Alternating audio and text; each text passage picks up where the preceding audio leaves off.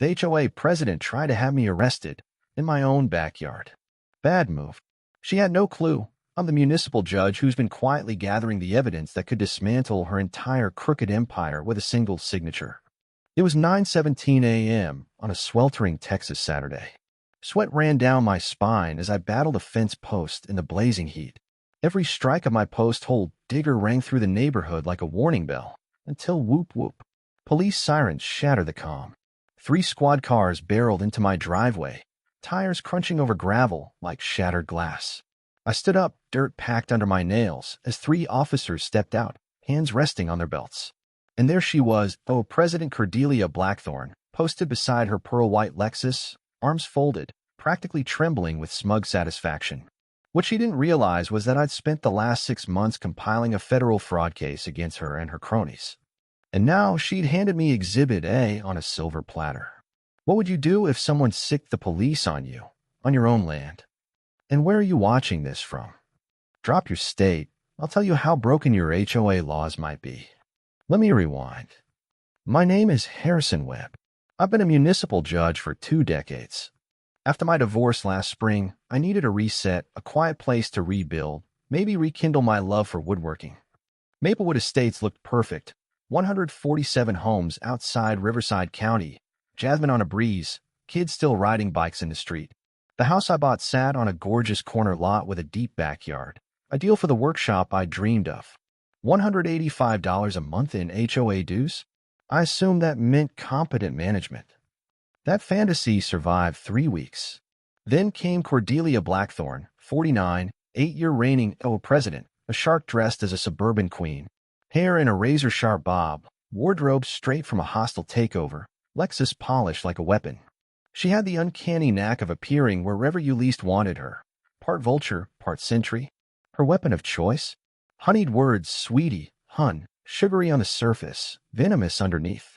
You smelled her floral perfume before you saw her, and somehow the faint scent of fear always followed. My initiation into her regime began with a baseball-battered mailbox. I replaced it, identical model, same specs. Receipt still warm in my pocket when I heard it, the heavy thump of certified mail on my porch. Violation notice. Unapproved exterior modification. $150 fine plus $50 a day until I bowed before a compliance hearing. That's when my judicial instincts lit up. The letter was full of legal holes. I dug out the CC and RS. No mention of mailbox approvals. Walked the neighborhood. Countless identical mailboxes, newer than mine. No fines in sight. I started documenting. Photos, dates, notes. A case file was born. That's when Marcus from number 47 strolled over, beer sweating in his hand. Let me guess, he said with a mirthless grin. Cordelia's chosen you. He was an electrician who wired homes by day and understood HOA politics by night. His tale of approved solar panels turned into harassment painted the pattern clearly. Mrs. Chin at number 23, ticketed for excessive lawn decor, 3 ceramic gnomes. It clicked like ice forming. Cordelia targeted newcomers, educated homeowners, anyone she couldn't intimidate. 20 years on the bench taught me one truth: follow the money. As a homeowner, I had every legal right to review HOA financial records. I filed the official request, proper, documented, certified. Her response: delay, deflect, obfuscate, bureaucracy as a weapon. Our first face-off was in the so-called office, a spare bedroom drowning in artificial pine scent, masking rod. She sat behind a swollen particle board desk, laminate peeling at the corners. She made me wait 23 minutes. I timed it. Rather than fume, I cataloged everything. Budget sheets on the wall, rundown amenities. Nearly $400,000 in income, yet the place looked neglected. When she finally spoke, her tone dripped poison. Judge Webb, is it? Here in Maplewood, we follow community standards, not courtroom rules, sweetie. I didn't argue. I clicked my pen and wrote. That pen click rattled her more than any gavel strike could have. That night, my kitchen table looked like an evidence board, photos, notices, timelines. This wasn't about a mailbox. This was about absolute power and almost definitely embezzlement. She'd chosen the wrong opponent. 2 weeks later, I moved on with my life, or tried to. I planned a simple privacy fence, 6-foot cedar, standard build, filed the official request, paid the obscene $75 review fee, and waited 30 days. 47. Silence. Under review, she said. Law school taught me stonewalling is the first tool of petty tyrants. Starve people of progress until they break. I didn't break. I hired a surveyor. Friday afternoon, he marked every boundary with blazing orange flags, GPS confirmed and triple verified.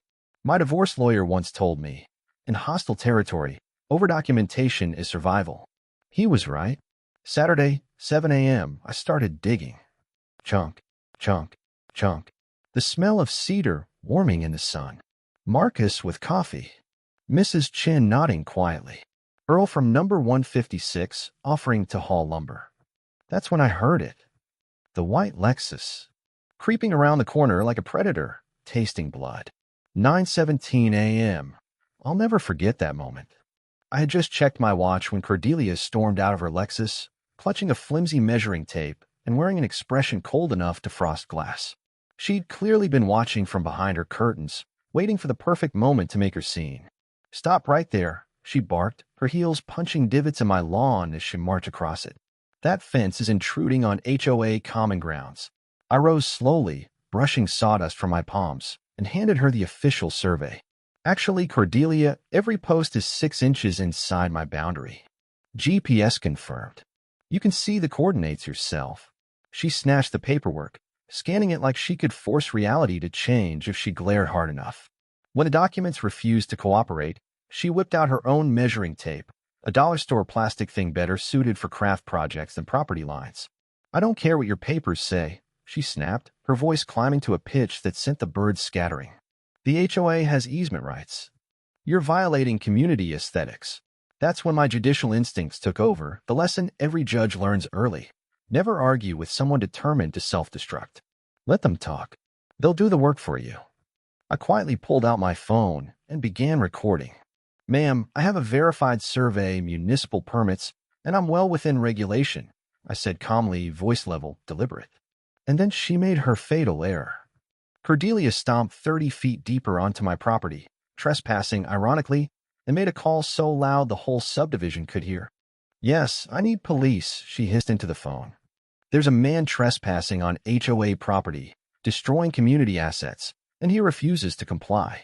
The hypocrisy was thick enough to cut with a saw. She was accusing me of trespassing while literally standing on my lawn. Marcus nearly choked on his coffee. Mrs. Chin froze mid-breath. Earl muttered something about enemy tactics as he set down a tool. I didn't flinch. I kept working, hammer steady, rhythm precise. 2 decades on the bench teach you one thing. Composure is the sharpest weapon in any fight. 12 minutes later, gravel crunched. 2 patrol cars rolled up. 3 officers emerged, led by Sergeant Rodriguez, a man who'd stood in my courtroom countless times. His brows lifted when he recognized me. Your Honor, he said. Didn't expect to find you here. Cordelia's complexion evaporated. All that bravado drained out of her like someone pulled the plug on her ego. But then, unbelievably, she doubled down. I don't care if he's the Pope, she screeched. He's violating HOA law. The officers didn't even hide their disbelief. Rodriguez inspected my paperwork, survey, permits, deed, and handed them back with a nod. Ma'am, he said flatly, this homeowner has every legal right to build here. There is no violation. In fact, you're trespassing. Cordelia's retreat was a masterclass in humiliation, all stiff posture and false outrage as she clacked back to her Lexus. As the cruisers pulled away, Marcus grinned. Judge, she had no clue who she picked a fight with. That's when everything clicked.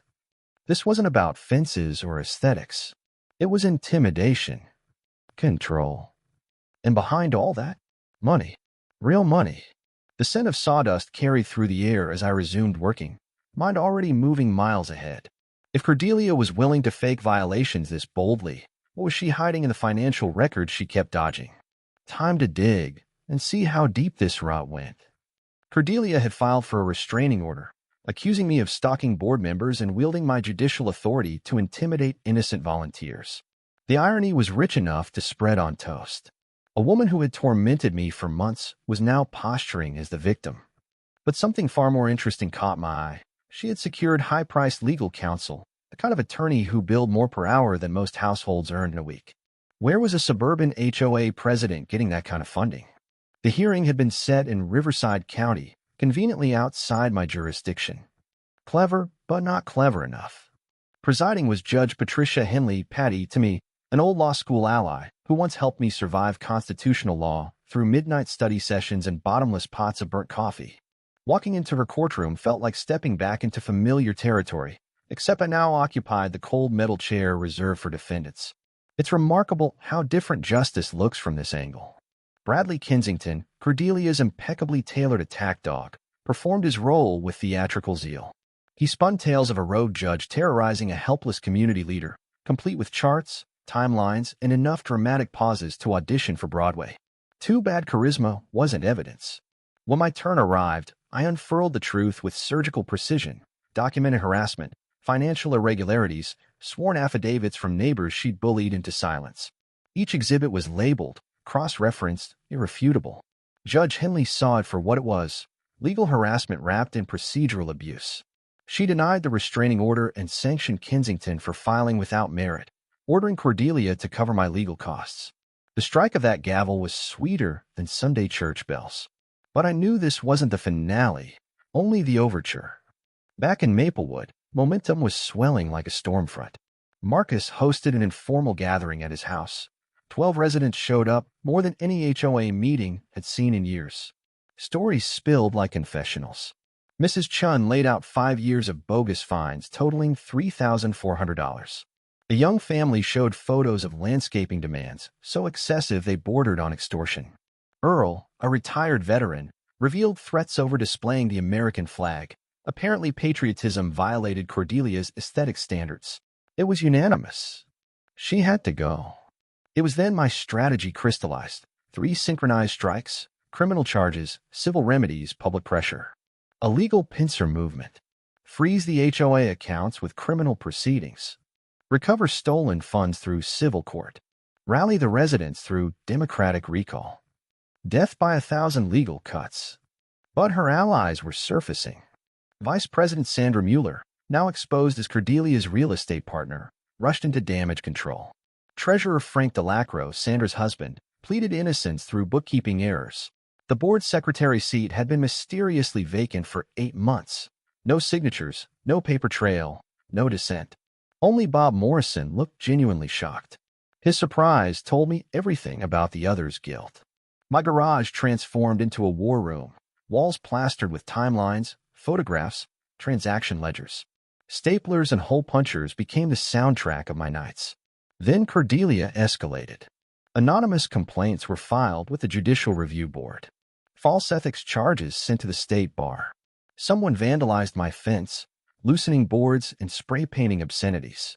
My cameras caught Sandra's teenage son in the act. Desperation, once hidden, was now dripping off her every move. The real breakthrough came at 2:47 a.m., during a bout of insomnia that led me back to the municipal archives. Beneath dust-choked binders from 1987, I found the original Maplewood HOA charter. Section 14. Buried language, long omitted from amendments. Any board member convicted of fraud, embezzlement, or breach of fiduciary duty shall trigger automatic dissolution of the entire board and require new elections within 60 days under county oversight. A nuclear clause. A kill switch. The board had no idea it existed. I photographed every page like an archaeologist at a lost tomb. But the financial discovery was even more damning. Janet, my forensic accountant, combed through 4 years of statements. $127,000 embezzled. Funds funneled through shell companies into Cordelia's personal accounts and property ventures. The theft accelerated over the last 18 months, right after her divorce and real estate collapse. She wasn't just corrupt, she was cornered. From my leather judge's chair, surrounded by evidence capable of toppling regimes, I realized I held total annihilation in my hands. One conviction could raise the board, reset the community, reimburse victims through HOA insurance. It was more than justice, it was liberation. And I wasn't alone. A quiet resistance had formed. Marcus exposed inflated maintenance invoices. Mrs. Chin's gardener revealed landscaping fraud. The pool company's supervisor was ready to testify about fabricated service records. Every day, my phone buzzed with fresh leads. Each tip, another nail. The wider world began to stir. Prosecutor Patricia Valdez saw a political goldmine. The state attorney general launched an HOA fraud initiative. Local news sniffed around after social media erupted with Maplewood horror stories. Election season made every politician eager to crusade against petty tyranny. Cordelia was unraveling. Too much perfume, nicotine-stained fingers, a tremor in her threats. The woman once feared now reeked of fear. Everything aligned: criminal cases, civil suits, regulatory firepower, media pressure. And in my back pocket, the dissolution clause, my ace. I didn't need to use it yet. Sometimes the threat of destruction is more powerful than destruction itself. By morning, my dining room looked like a federal command center. Maps with colored pins, red for harassment, blue for finance, yellow for discrimination. Flowcharts tracked money like bloodhounds. My team assembled: Marcus, Mrs. Chen, Prosecutor Valdez, Earl, and yes, even Bob, our unsuspecting mole. We move like a military campaign. Criminal charges to freeze assets. Civil suits to recover funds. Administrative strikes to revoke licenses. Media to pressure. Petitions to recall. Ethics complaints. IRS referrals. Insurance fraud filings. Every exit sealed. In the shadows of Maplewood, a quiet rebellion had become a full-scale revolution. And Cordelia, the tyrant who once ruled through fear, was about to learn what real power looked like. Not control. Not intimidation. Accountability. Cordelia's frantic move to push the annual HOA meeting forward was the final sign she had lost control. She sprinted toward a fight she could no longer script, with a room she couldn't intimidate and proof she could no longer bury. My makeshift operation buzzed like a war room, staplers clicking, copiers grinding, phones ringing, every statement printed, every witness rehearsed, every legal tactic sharpened to a razor's edge. We were past conflict. This was execution. Desperation has a scent, fear mixed with expensive perfume, and Cordelia was drowning in it. The morning after we finalized strategy, she called an emergency board meeting to kick me out of the community on grounds of conflict of interest, arguing a homeowner couldn't investigate their own HOA. That logic was as absurd as claiming a crime witness can't testify because they saw it happen. The community center's flickering lights hummed as she slammed her gavel in a nearly empty room. Only Sandra Mueller dared raise a hand with her. Even Frank had enough sense to avoid jumping off a sinking ship. The motion died without quorum, but watching Cordelia turn crimson was worth every minute. Then came the smear campaign. Anonymous flyers littered doorsteps like poison confetti, accusing me of abusing judicial power. Cheap ink bled across mailboxes under the morning dew. Sock puppet accounts sprouted online, spitting out scripted outrage. Robocalls targeted seniors, warning that I was trying to dismantle HOA protections. Mrs. Chen received 3 calls before ripping her phone out of the wall and storming over with fury blazing and a plate of cookies like a warning flag. But rumor wasn't enough for Cordelia. She wanted sabotage. Campaign signs vanished overnight. Spray-painted slurs appeared on fences. My mailbox overflowed with childish threats printed in block letters. Marcus woke to 4 tires in his driveway. Nothing says innocent HOA leadership like felony-level pettiness. But my cameras caught the real signature, Sandra's teenage son, at 2:47 a.m., marking my fence like a dog claiming territory. Same snarl as his mother, same belief that rules were for other people. Meanwhile, the HOA office suffered a burglary. Strangely, only financial records were stolen. Hard drives fried with surgical timing. Bank statements lost, and accounting transitions no one approved. Industrial shredders roared after midnight behind the community center. They thought shredding paper would erase fraud. They forgot digital footprints survive like cockroaches after fire. Patricia's subpoenas bypassed them entirely, going straight to banks and insurers. Forensic techs recovered deleted files. Duplicate records surfaced from places they didn't even know existed. Everything they destroyed, we already had. The real crack came from within. Cordelia's brother-in-law, Derek Blackthorne, owner of Pinnacle Property Services, reached Marcus like a lifeline. We met in a 24-hour diner lit by harsh neon. Derek looked hunted, hand shaking around cheap coffee. "She's gone off the rails," he whispered. Kickbacks that were supposed to be temporary had grown into full-blown extortion. He slid me a manila envelope so thick it could stop a bullet, original invoices, fake work orders, proof she'd been bleeding the community dry for years. "She's planning something at the meeting," he warned. "Sandra's contacting city officials. They're trying to get you off the bench before this blows up." Cordelia's world was imploding. Her husband found the missing money, filed for separation, took their daughter. The girl, humiliated by online fallout, refused to be seen in public. Real estate clients evaporated. Neighbors began treating her house like a live theater show. Arguments echoing through windows, dishes smashing, public meltdown in real time. Media swarmed.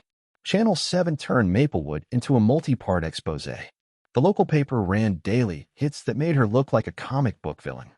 On social media, #Maplewood corruption exploded beyond the neighborhood.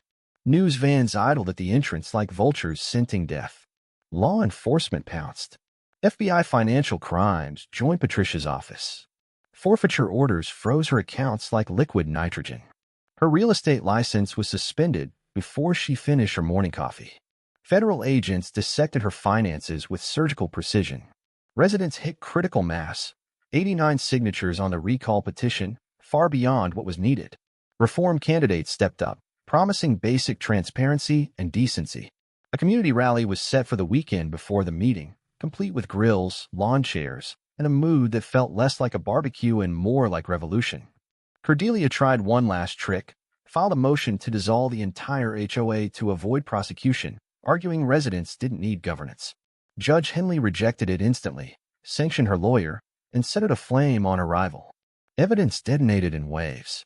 More contractors confessed to kickbacks. Insurance investigators uncovered fake claims stretching back years. Tax documents revealed undeclared income that would make the IRS salivate. My printer groaned under the weight of justice. Everything was aimed at the annual meeting, the room where her reign would end. No exits left, no lies remaining. A cornered animal facing a crowd, it once ruled. Then came the hammer.